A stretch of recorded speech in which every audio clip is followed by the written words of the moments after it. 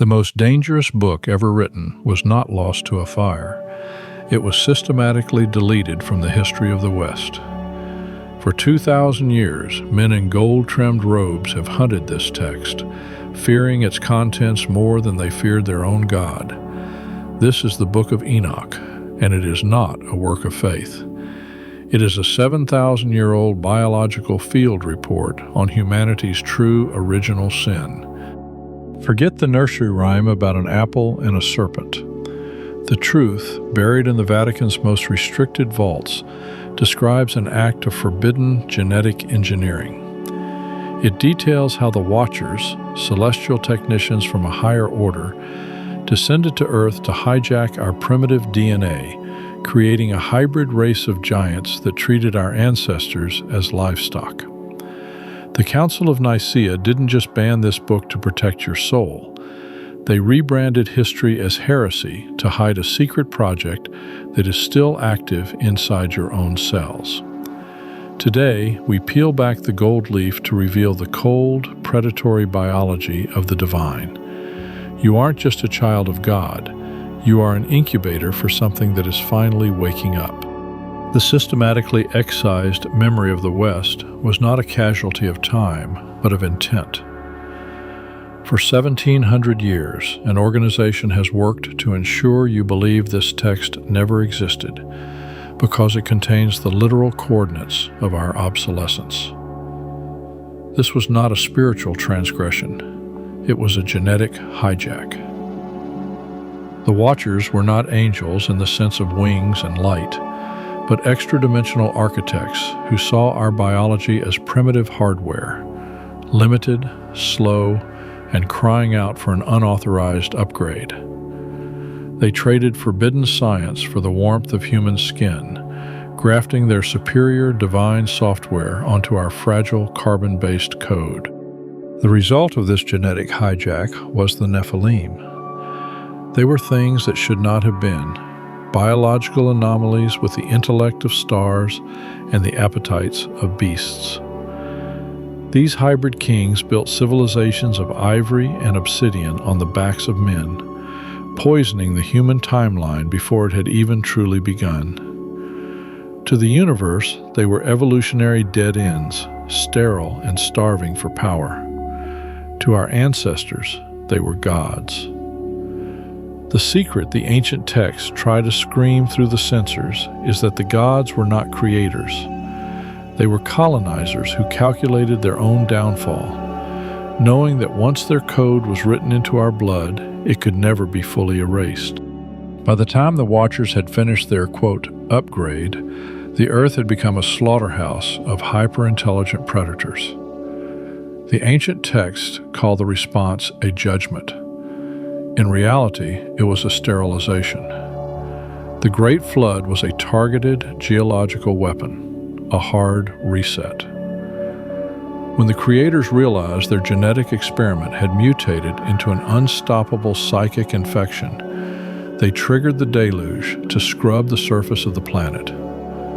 Imagine a wall of black water, miles high, rushing through those impossible cities. It wasn't meant to drown men. It was meant to drown the gods and grind their tightened bones into the very limestone we walk upon today. But water is a primitive weapon against a digital destiny. The purge failed because the Watchers were architects of the absolute. They understood that flesh can be crushed, but information is immortal.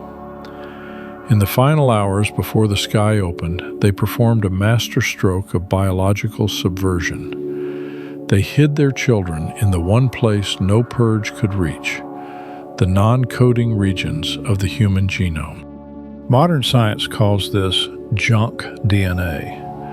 They tell you it is evolutionary debris, a graveyard of useless remnants. This is the central lie of our era. It is not junk. It is a Trojan horse. Noah was not chosen because he was pure of heart, but because he was a carrier, the unwitting vessel for a dormant virus, a biological time capsule sailing through the deluge. Every human being alive today carries this silent inheritance. This is what the Vatican's Enochian Mandate has spent centuries managing. We are not just humans, we are incubators.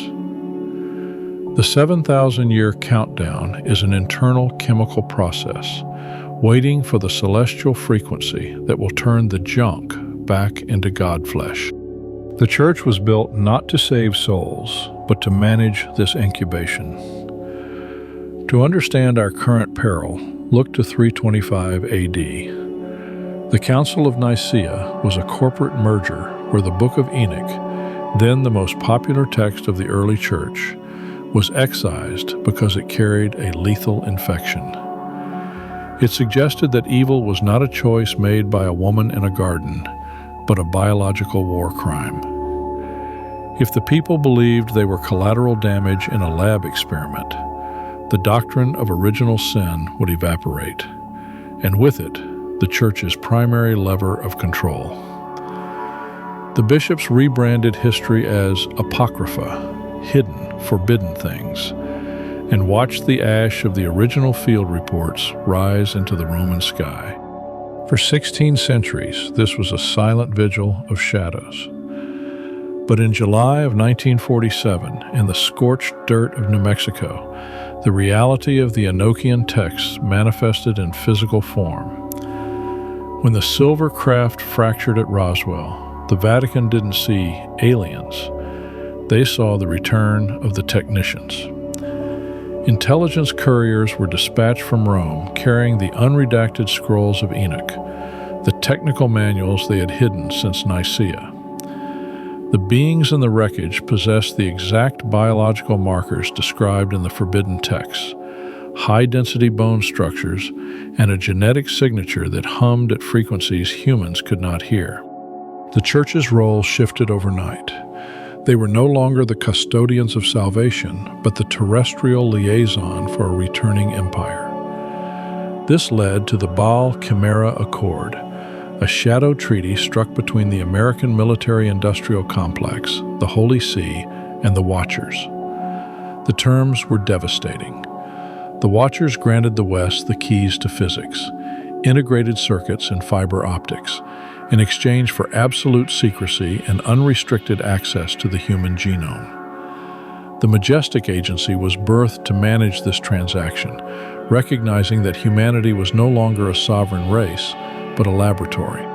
While the generals salivated over laser weaponry, the Vatican's Praetorian faction began the Bio-Nephilim reactivation program. They introduced nanotech catalyst into the global population under the guise of modern medicine, invisible, dormant receivers waiting for a signal. But the Praetorians eventually concluded that managing a return was not enough. To survive the end of the 7,000-year countdown, they sought to own it. Beneath the subterranean laboratories of Castel Gandolfo, they merged the Enochian manuals with reverse-engineered biological data to manufacture their own god. They called the result Damien. He did not begin in a womb, but in a pressurized bioluminescent vat. His genetic sequence was a violent architecture of human DNA and high-frequency watcher markers. He was designed to be the ultimate secular savior, a being of immense psychic resonance capable of interfacing with the planet's energy grid. To the Praetorians, he was a controlled god. However, Damien was never truly asleep. As he matured in his amber-colored prison, he began processing the collective memories of the Watchers, the echoes of Mount Hermon and the cold, screaming vacuum of the stars. The Praetorians believed they had programmed a savior, but they failed to realize that when you manufacture a god, you cannot control what it dreams. This tension reached a breaking point within the Vatican itself. A small cell of traditionalists, known as the librarians, realized the Church had become a genetic warehouse for predators. They began to leak truth packets, fragments of the original Enochian field reports, into the digital void. These whispers were caught by the Echo, a ghost network of hackers and rogue scholars who finally saw the sky for what it was, a cage. They realized the gods weren't coming to save us. They were coming to move back into their old property, and the keys were being handed over by the men in robes. The extraction of this manufactured god occurred not in a temple, but in the freezing heights of Davos. Amidst the World Economic Forum, a gathering of the fractured elite who believed they were the heirs to the Watchers, the Echo initiated a surgical strike. When Damien was severed from his Vatican handlers, the resulting psychic wave reflected 7 millennia of repressed genetic memory, shattering the glass of the elite pavilion. For the first time, the Redeemer was an apex predator without a leash. Damien fled to the hollowed heart of a mountain in Tibet, the Axis Mundi, where the Earth's geography meets the divine architecture. Before him sat the Anima Modus, the soul mover, an ancient engine that predated even the Book of Enoch. He finally understood the terrifying binary of his existence. His handlers wanted him to broadcast the second song, a frequency that would snap the dormant Nephilim sequences in 70% of the population into full predatory life. It would be a global transformation of humans into biological vessels for the returning kings. But there was a third song. Hidden within the genetic archives of the Sethites, the lineage that resisted hybridization, lay a healing harmonic designed to cauterize the junk DNA and seal the gateways the Watchers had carved into our biology. Damien placed his hand upon the black stone of the machine. The contact was violent. To broadcast the third song, he had to be the fuel. He had to choose. Embrace his engineered divinity and rule a planet of resurrected monsters, or burn his immortality to give humanity a chance to be alone. The Watchers moved to claim him, blurring reality like a digital glitch. They offered him eternity among the stars and a seat of absolute order. But Damien chose the one thing his creators never programmed: surrender.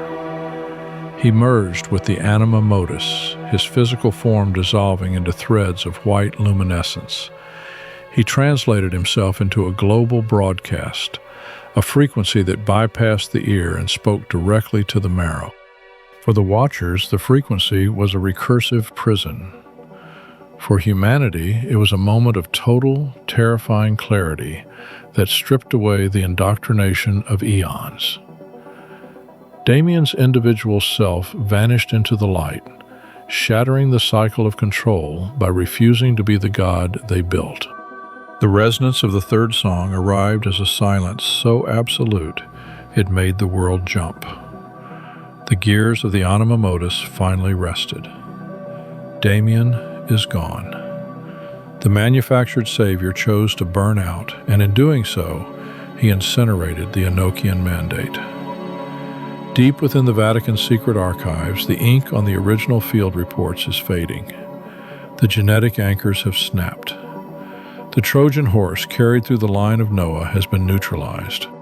The cathedrals now stand as empty husks of a management system that no longer has a flock to shear. The data centers of the shadow agencies are silent. For 17 centuries, we were a project. For 70 centuries, we were a farm. Today, for the first time since the lights descended upon Mount Hermon, we have stepped out from the shadow of the giants.